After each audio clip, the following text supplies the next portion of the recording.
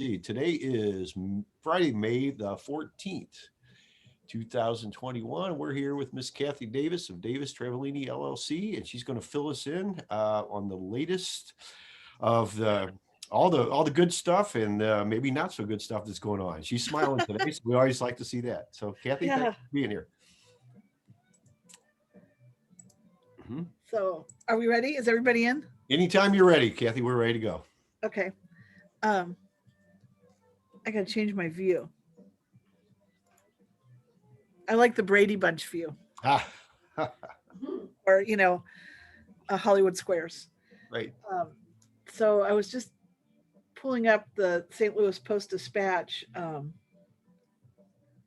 I guess there's uh, I guess there's a big press conference at 11:30 with Sam Page and Tashara Jones. Um, in light of the somewhat surprising news yesterday from the CDC that vaccinated people don't have to wear masks indoors. That came sooner than I thought it would, frankly. And I will tell you now that I would imagine that Sam Page and Tashara are going to follow that somewhat, hard to know. But the courts, the city and county courts are not ready for this. This has moved a lot more quickly than they were prepared for. And they have still been lagging in the judicial phase too, where no one can get in the courthouse and everything. We've been begging them to let us start doing in-person bench trials and other things. The judges are going nuts because their dockets are enormous, and it's really hard to clear some of these things virtually. There are some things that virtual works very well for, frankly, stuff with just lawyers, because that's not that dramatic generally. And they can move it. I'd still personally rather be in person, but that stuff isn't bad. And there are some pro se defendants that have an easier time appearing remotely, and I'm not opposed to that either. But these bench trials, what the judges are having to do is they're having to give them each time slots, a half an hour or an hour apart, and so they can only set 3 or 4, say, in an afternoon. We used to set 10 or 15 at 10 o'clock in the morning, and we'd have them all cleared by noon, because while Christine was trying the first one, I'd be settling all the others. A lot of these, pro se people, when they see a trial happening, they realize they cannot do this. It would be like if you got to observe brain surgery, you would realize, oh, yeah, I do not know how to do that. People get real bold because they've seen it on TV or whatever, but then in the actual reality of it, they bought themselves a little time by asking for a trial. And so then they want to just settle the case, or they don't show up or whatever. But it's very hard to maneuver that on WebEx. And it's also very hard to do WebEx. It's much harder than Zoom. And the courts sadly went with WebEx, and that's kind of a problem. But they've been doing a couple of criminal jury trials a week, which they have to do because of the constitutional right to a speedy trial. And you would not want to be locked up and feel that you were innocent and not have a chance to have your trial and prove that. I mean, everybody gets that, right? So we get that that has to go first, but they really haven't figured out yet how to bring in big groups of jurors. And what happens in the before times, what happened was, St. Louis County and city would bring in hundreds of jurors. They have big jury rooms.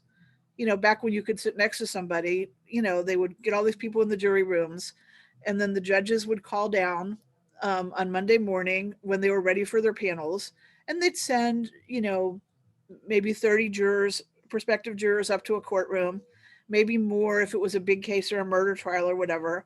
And the lawyers would start, picking their juries.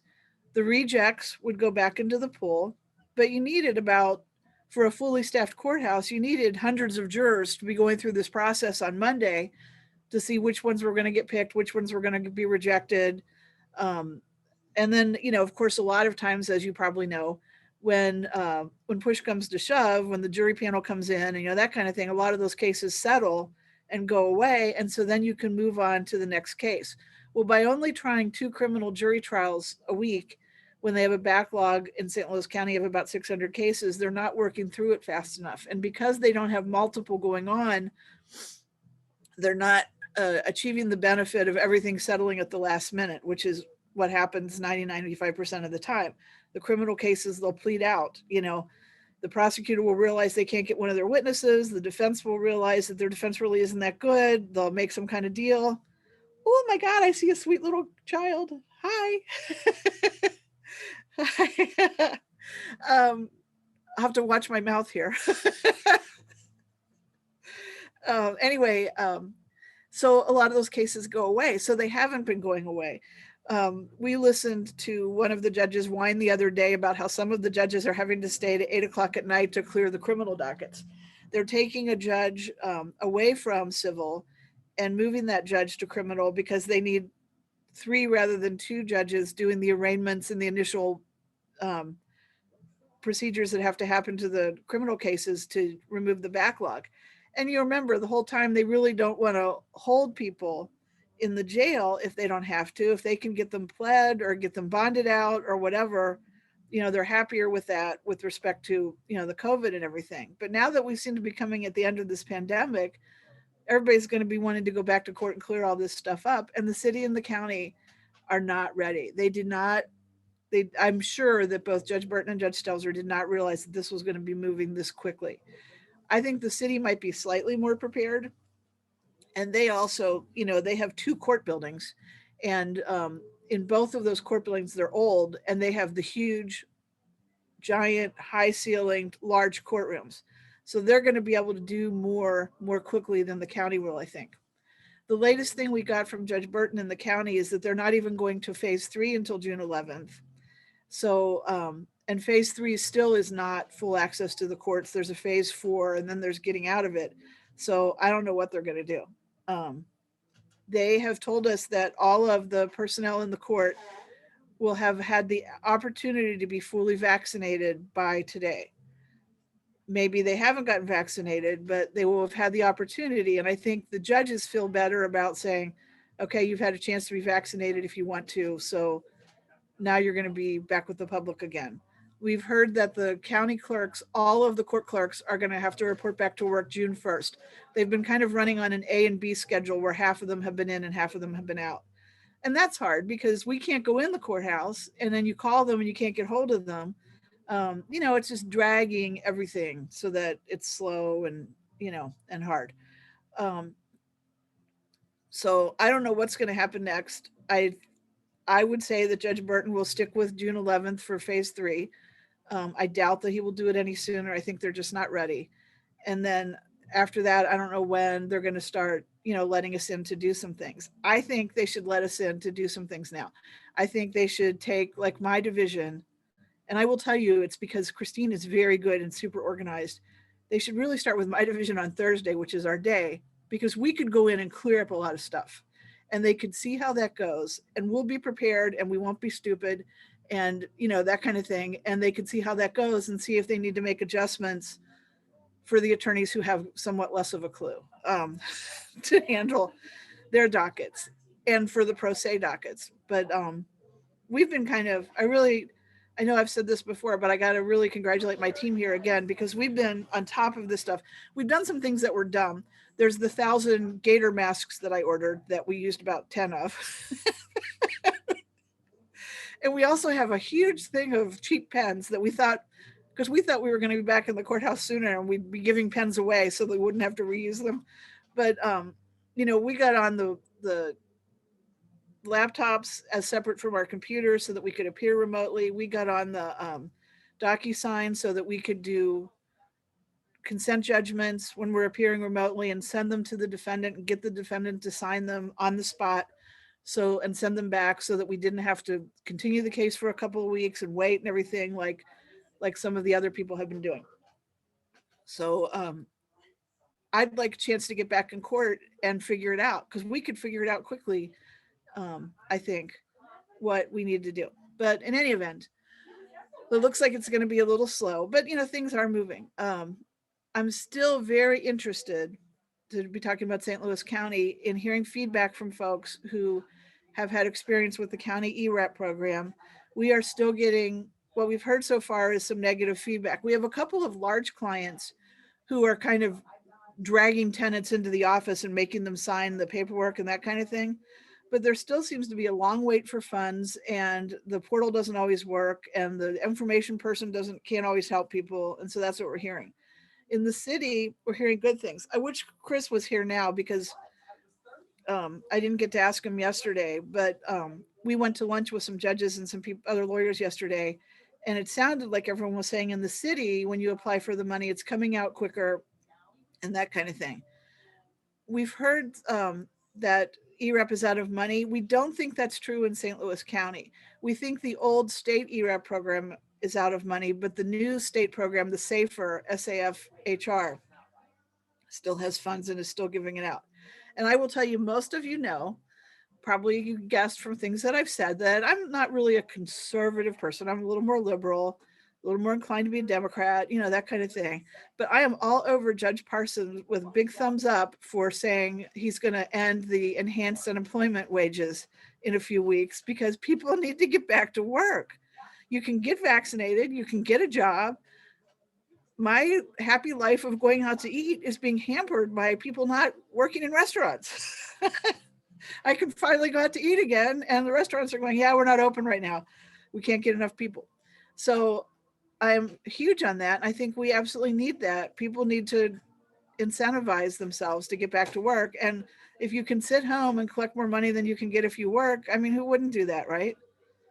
I mean, if someone did that for me, in order to live in the custom to which I like, it would mean more than even the unenhanced unemployment. But if someone was writing me big checks every week, yeah, you wouldn't be seeing me here, dudes. I'd be in Anguilla or something, some Caribbean island. But so I don't know too much else. Jefferson and St. Charles seem to be operating as normal. We're down to about 8 circuits statewide out of over 40 that are not in phase 4, which is as open as it's getting. That's everybody can come in. You just have to social distance. So, the big kahuna is the city and the county, and when they're going to, organize and feel safe. And I do realize that they are large. I can tell you that Jackson County is on phase 4, and they're large too, Kansas City.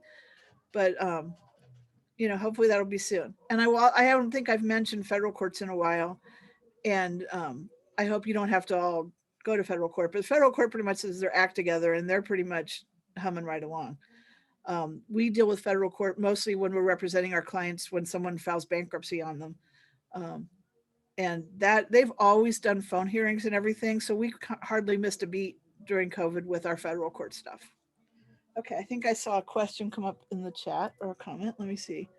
Does anyone know how to locate wholesale properties in Florissant, Hazelwood area? That would be a question for the rest of the experts in this group. We'll pick that up later, Kathy. Yeah. Yeah. After you're off. Thank you. Yeah. I guess the one thing I can say about that is if you follow the foreclosures, most of the big foreclosure warehouses have online websites, and you can follow the auctions. When we do the foreclosures now, we do them outside the courthouse. I don't know if they're going to let us go back in, but you'll be able to tell when you go there. Anybody else have anything? That was kind of a quick thing, but I don't have a lot else that's new right now.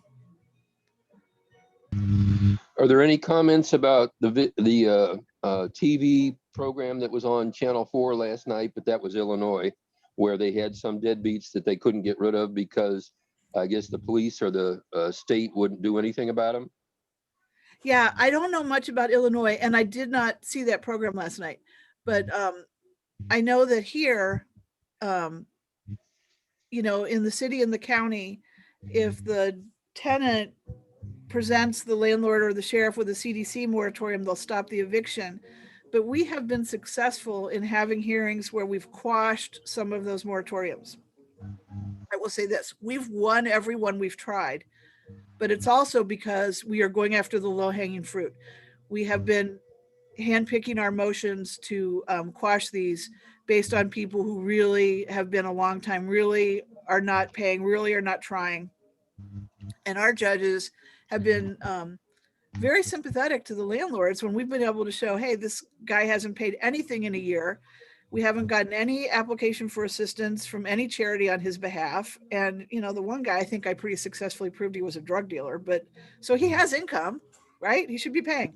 But as far as the people who are very recent, not in default that much, that have been applying, that might be a little bit harder. We haven't sought to set aside those CDC moratoriums, but we're going to start doing it, because if they don't have proof that they've applied for the assistance, they should not be allowed to exercise that moratorium.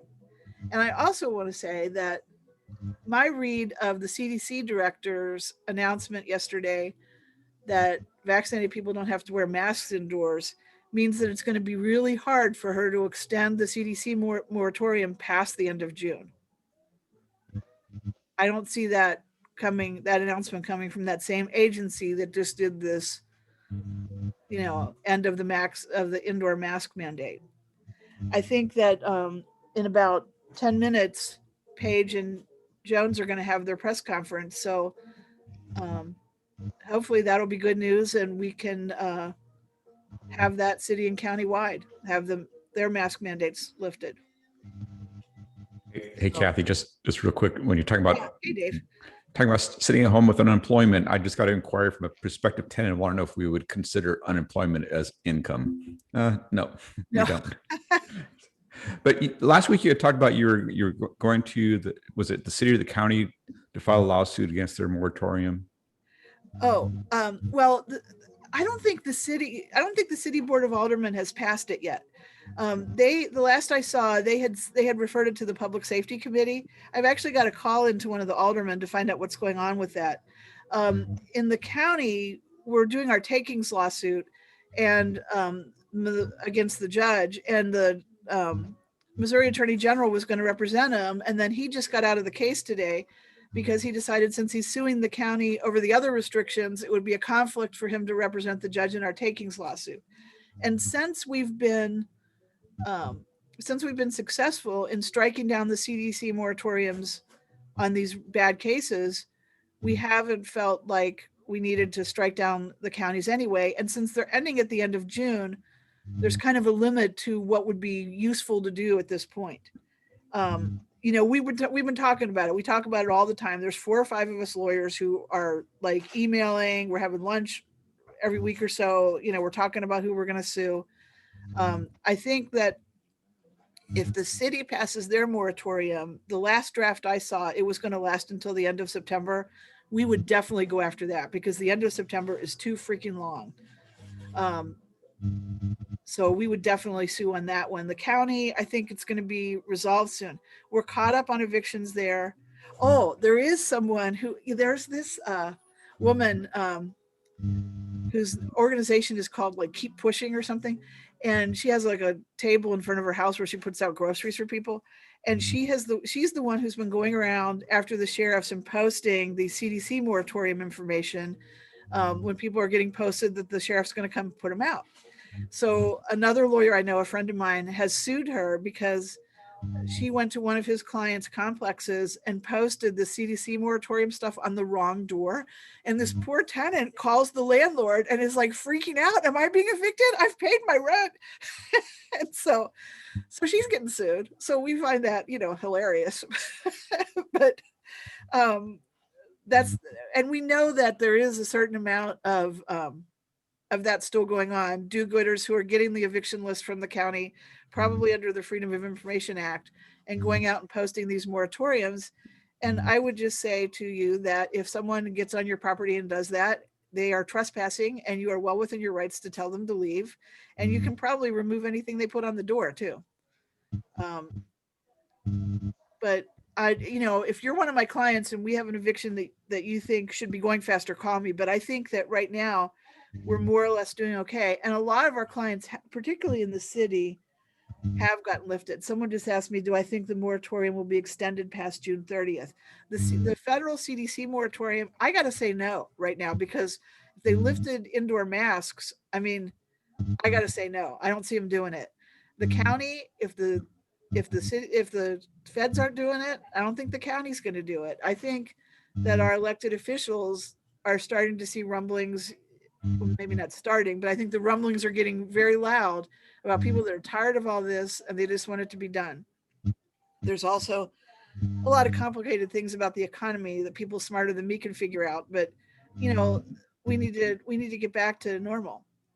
We've got an economy, I think, that's got a good chance of being really good, but we need to get back to normal. People need to pick up some of these jobs that are on the offer.